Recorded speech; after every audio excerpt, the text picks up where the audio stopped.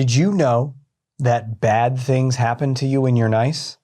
I know, I don't want to be the bringer of bad news. And you might say, wait a minute, I'm being so nice so that people like me and good things happen.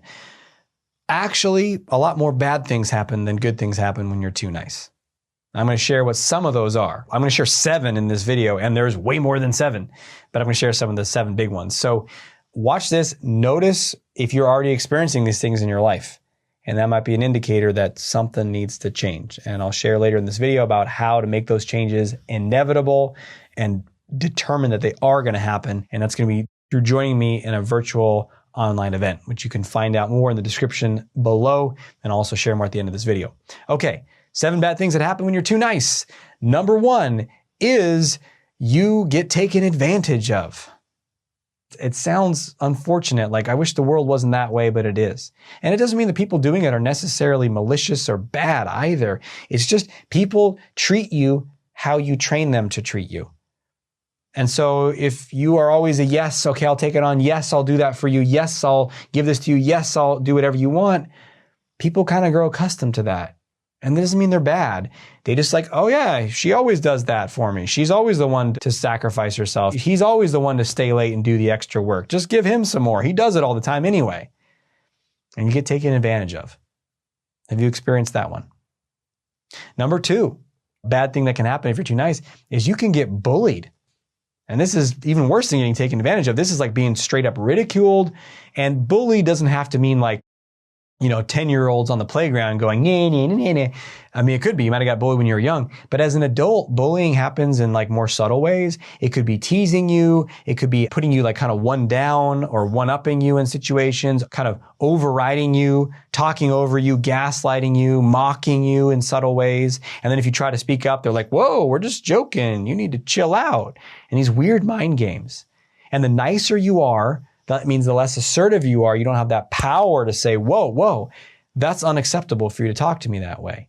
Like that kind of confrontation freaks you out. So you don't have those boundaries, you don't speak up, and then you get bullied more. That's the second bad thing that can happen to you if you're too nice.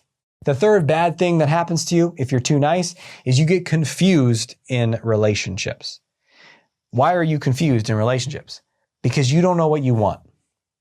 And maybe you do actually know what you want, but it bumps up against the rules of how you're supposed to be. So maybe I don't want to be with this person anymore. I don't want to date this person. Oh, I can't want that. That makes me bad and mean. I just don't know what I want. I'm confused, right? Or maybe you don't want to break up with them, but something's not working. The dynamic between you two, maybe you need to change something, and it could be real practical. Like, hey, we're spending too much time. I need a little bit more space. Or when we talk about this topic, it kind of wears thin on me, and I want to talk about other stuff too, or 1,001 nuances that you got to be able to communicate if you want to have a thriving relationship, but you don't if you're the nice person. And so you just get confused. I don't know. And you start to feel more trapped. You start to feel less alive in the relationship. That's an unfortunate one. I experienced that one a lot. Have you experienced that one? The fourth bad thing that can happen to you from being too nice is the effects of suppressing your emotions. You get bottled up. And bottled up can feel like a lot of different things. It can feel like internal pressure, where you just want to feel like you're going to explode sometimes. Maybe you do when no one's around and like you're driving and you're just like, I'm going to kill. Rage monster comes out. Maybe it's another kind of bottled up where it's so bottled up and you don't want it to explode. So you kind of just like go numb. And you're just like, I don't know, I'm numb. And you feel sort of nothing or empty or hollow, or you're just like, you're not fully here, you're not fully alive. That's another effect. You can feel more depressed. There's all kinds of effects of suppressing. You get emotionally bottled up, and then emotions can last forever, and you can get stuck in them for weeks or months when they would normally just pass through you in like a couple minutes. Why? Because you're pushing everything down from being too nice. The fifth bad thing that happens to you if you're too nice is you can feel very isolated and alone, even if you're around people, even if people love you. You might even have family or kids or friends or colleagues or whatever. People love you, or you might not. You might have kind of withdrawn more and more. But even if you have that connection with others outside, inside you feel more isolated and alone. Why? Because you are not able to fully connect because you have the mask on to some degree always. It might not be on 100%, but the mask is like it's got an opacity. You can like turn it up or turn it down. And so it's there like 20%, 30%. And so, you know, your spouse even says, how are you doing? You say, I'm doing good. Oh, that's not bothering me, or it's okay. And you just like, people don't really see you ever.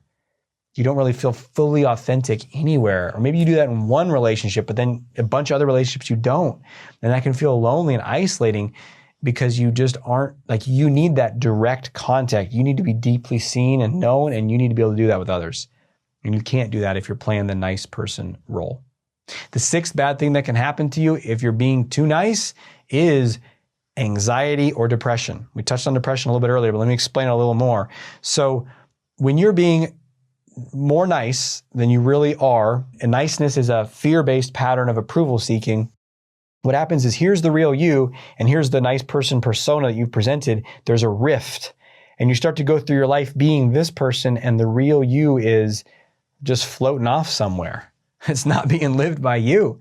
And that leads to anxiety. The anxiety can come out in several different ways. One, just when someone is not living in congruence and authenticity, anxiety emerges. If someone's not living the path they're meant to live in this life, they can start getting panic attacks. Anxiety can show, it can mean it's a sign, it's a signal. It's telling you something. And the last thing you want to do is like medicate it and say, get rid of it. I just have a problem in my brain. It's an imbalance. Like, it's a message. There's something that's trying to tell you right there. And we got to listen to that message. And that's what Carl Jung was a pioneer in his depth psychology, is like, let's listen to that message of those panic attacks. What is it trying to tell you about how you need to wake up and take control and start living your life now? Maybe that's the message inside.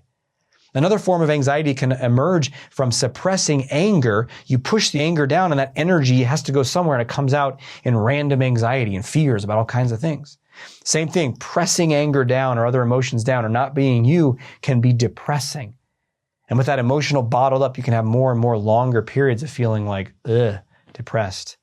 And that leads to the seventh, a bad thing that can happen when you're too nice, which is just life loses its color. You feel less alive. Feels like you're going through the motions. Every day feels kind of the same. It takes a tremendous amount of effort to hold up this persona and to live in fear in the way that you are when you're being too nice. And it's painful. And as depressing as this list is, there's more. I'm going to stop at 7 so we all don't just cry ourselves to sleep tonight, but there's a lot more. That's the depressing part. Here's the good news. None of those have to be your reality anymore, because you can break free of being too nice. I've done it personally. I've helped thousands of people do it. You might have even read my book, Not Nice. It's my best-selling book. We've sold copies all over the world. I mean, we get emails like daily. I have clients I've worked with, live events I've run, thousands of people that have reported that it has helped them transform their lives radically. I want to share that with you. We have an online virtual event coming up called Not Nice Live. You can get an early bird ticket. Click down below to get access now. And we're going to take all 7 of these things and more and just shred them, so you can emerge from that event, like burn away everything that's not you and come out fresh, alive, powerful, and confident as the most authentic version of you. So click down below for more information. I can't wait to see you at that event. Share down below in the comments, what do you relate to from this video? What are you finding most valuable? And until we speak again, may you have the courage to be who you are and to know on a deep level that you're awesome.